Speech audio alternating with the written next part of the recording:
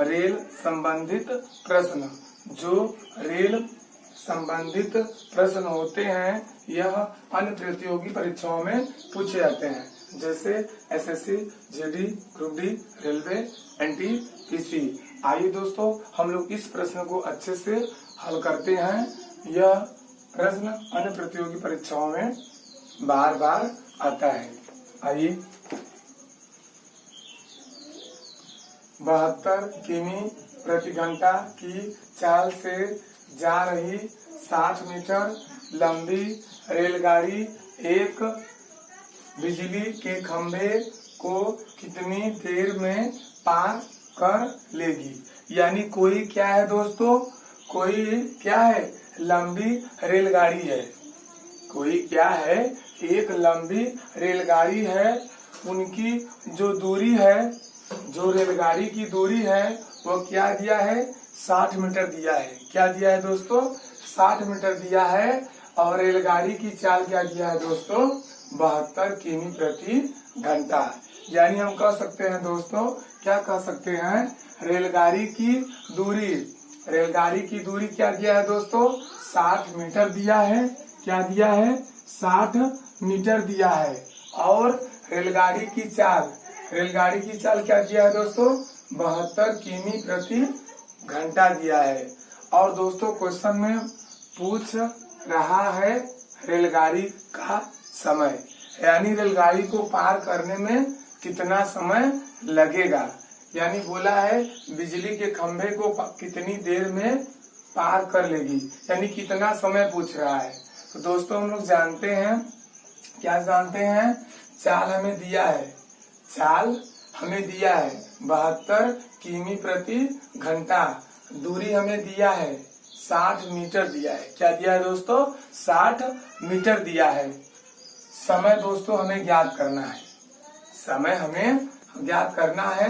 क्यों ज्ञात करना है, क्योंकि क्वेश्चन में बोला है कि बिजली के खंभे को कितनी देर में पार कर लेगी, यानी कितना समय लगेगा।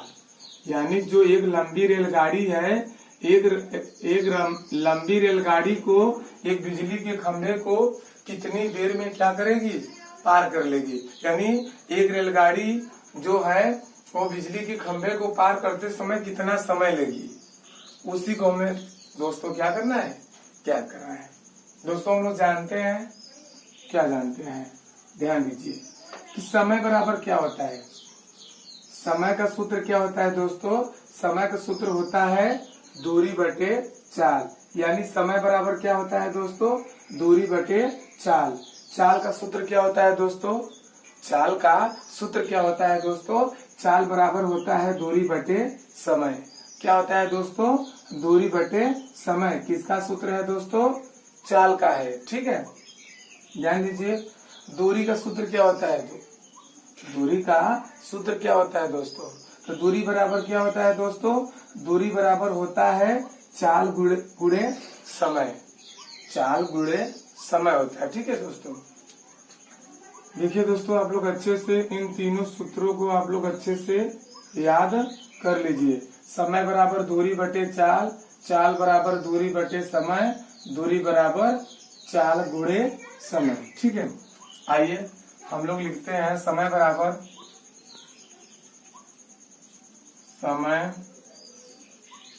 समय बराबर दूरी बटे चाल, समय बराबर दूरी बटे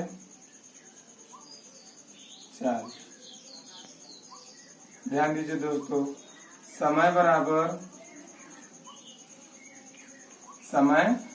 दूरी क्या दिया है दोस्तों, दूरी दिया है तुम्हारा 60। क्या दिया है दोस्तों, 60 बटे, अब दोस्तों क्या दिया है, ध्यान दीजिए, दिया है दोस्तों चाल।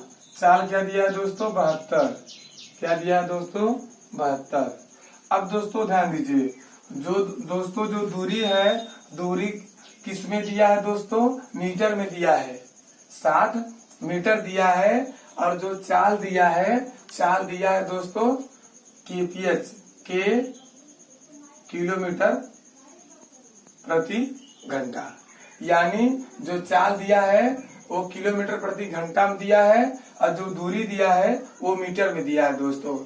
हम लोग दोस्तों जानते हैं किलोमीटर प्रति घंटा को मीटर प्रति सेकंड में बदलने के लिए हम लोग क्या करते हैं दोस्तों, 5/18 से क्या करते हैं, गुणा करते हैं। दोस्तों हम लोग क्या करेंगे, 5/18 से हम लोग क्या करेंगे दोस्तों, गुणा करेंगे। क्यों गुणा किए, क्योंकि दोस्तों यहाँ क्या दिया है, किलोमीटर प्रति घंटा। किलोमीटर प्रति घंटा को मीटर प्रति सेकंड में बदलने के लिए हम लोग क्या करते हैं दोस्तों, 5/18 से क्या करते हैं, गुणा करते हैं। क्या करते हैं दोस्तों, गुणा करते हैं। अगर मीटर प्रति सेकंड को किलोमीटर प्रति घंटा में बदलने के लिए हम लोग क्या करते हैं दोस्तों, 18/5 से क्या करते हैं, गुणा करते हैं। आइए दोस्तों ध्यान दीजिए, कटाएंगे। 18 एकम 18, 18 चौके 72, 4 एकम 4, इसको हासिल दिया, 4 एकम 4, इसको हासिल दिया 2, और 4 पंजे 20, 5 एकम 5 और 5 तिहाई 15। यानी दोस्तों आ गया समय बराबर हमें क्या मिल गया, 3 सेकेंड। क्या मिल गया दोस्तों, 3 सेकेंड। और 3 सेकेंड इस प्रश्न का सही उत्तर होगा दोस्तों। आप लोग अच्छे से कॉपी कलम लेकर इस प्रश्न को अच्छे से बार बार रिवीजन करिए दोस्तों, और बार बार लगाइए।